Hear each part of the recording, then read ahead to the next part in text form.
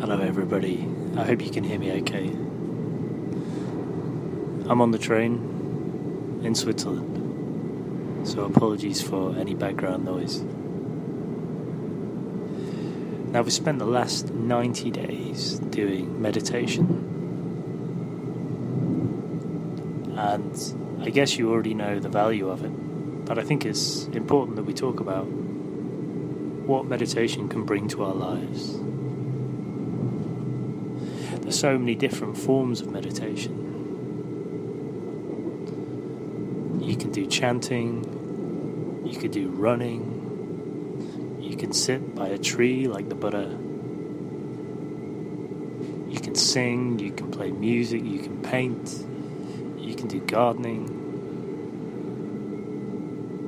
Quite frankly, everything in life can be meditation if it opens up a certain part of your consciousness. But what actually are we doing? Well, I'm certainly not going to go into the science of it, but I will go into the spiritual aspect of meditation.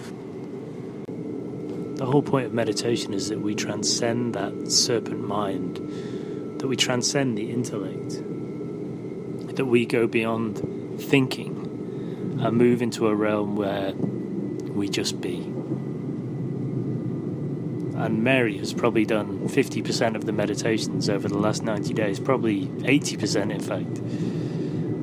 And the technique we've used is that voice guiding us through into that beautiful place. For me, once you've done a certain amount of guided meditations, it's important also to start working on your own and not just relying on someone to take you to that place. It's important to almost train your heart or your mind or whatever you want to call it to slot into that extra layer of consciousness, to go beyond thinking, to go beyond forcing and just allowing. And eventually, what the great meditators do is their mind becomes like a laser, even in their conscious being when they're walking around. So it's not something where they have to sit in a place and be still. It can happen in everyday life when someone perhaps activates a fight or flight and they immediately can go back to that incredible place where they can just be. And these are the people who can draw answers from the universe, which are almost incomprehensible to the human mind, because they've opened up basically the doorway to everything. And when we talk about the 9th chakra, that's exactly the place that they can go to straight away. Then whatever they get from that 9th chakra, from that place which is a doorway to spirit, they can bring back all this incredible information which can allow them to seem like a genius at a human level, but in fact all they are is a great meditator and someone who what you might call a Zen master or a guru. So what are we doing while we're meditating? Well, actually we are designing our own death. And that's not our physical death, that's our psychological death, because you almost have to die to get to that place in psychological terms. In spiritual terms, it's the death of the ego. We're essentially extricating ourselves from our thinking mind. And the way to really do that, to really find that sweet spot,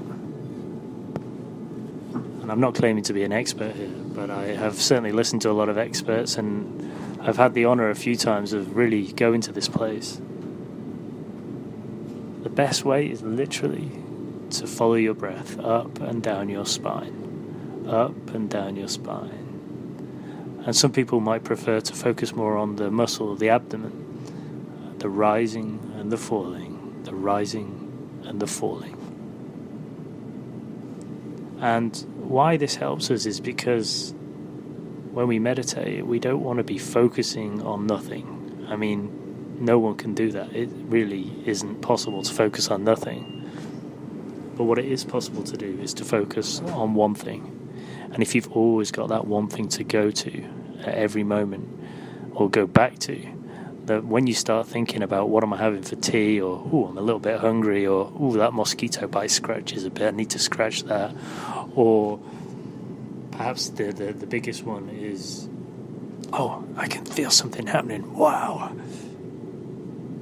Well, try not to do that, because usually that is your ego telling you that something's happening. And usually it's your ego telling you you're hungry. And usually it's your ego telling you need to itch that mosquito bite. Because really, if you're a good meditator and you can really focus on one thing, you won't feel that bite and you really won't have to scratch it, because what you're doing is far, far more important. I mean, I don't want to compare meditation with Star Wars, but if any of you've seen Star Wars, this is essentially using the Force. It's all about concentration. And I believe that 95% of meditation is about that focus and developing that incredible focus, so that when you do anything, you can put all of your mind and all of your heart behind it. Because once you do that, that's when you can start to create anything you want, whether that's abundance, whether that's a new car, whether that's a new husband or a new wife, or whatever you want, whatever it is you want in your life. But obviously, we never want to be abusing the universe. We always want to be helping ourselves to then help other people. So if you are doing all of this journey just to become rich in the financial sense, then you're on the wrong boat. The boat you need to be on is one where you're focusing on improving yourself, and then you can help other people. Because that way, all our spiritual helpers, whether you call them angels or whatever you want to call them, they're right behind you every step of the way. Prochain arrêt, Alamo. And what you'll find is that in that key moment, and you shouldn't just focus on that key moment, you literally just should focus on the breath going up and down the spine, or the rising, falling of the abdomen. Suddenly your mind will go quiet, and all those thoughts, every time you put them back in the pot and go back to the breath, back to the breath, back to the rising, back to the falling, those thoughts will slowly start to disappear.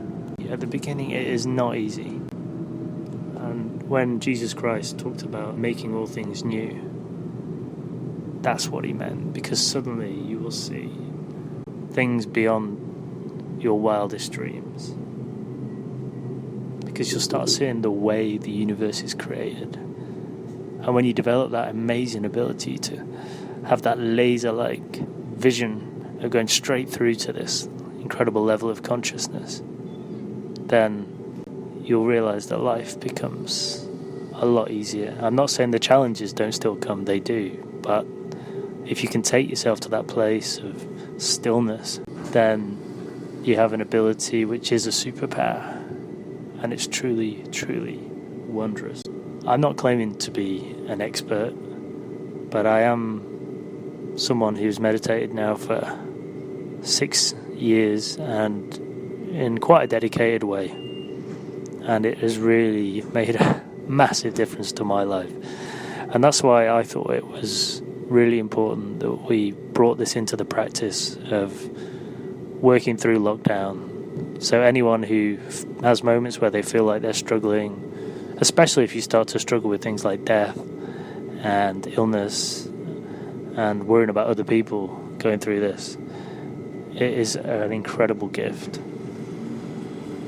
And while the Four Winds system is incredibly beautiful, the one element that I felt it lacked was a focus on meditation. It brought everything else, the medicine wheel, going into the darkness, and all the aspects that we need to work on to get ourselves to a place of beauty. But the one element that I really needed to help myself go on this journey was to meditate at the same time. And I know Marcella, Alberto's wife, always talks about meditation as part of her practice as well.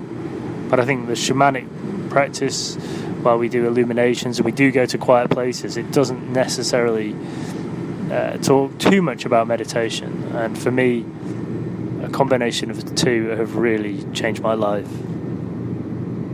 So there you go.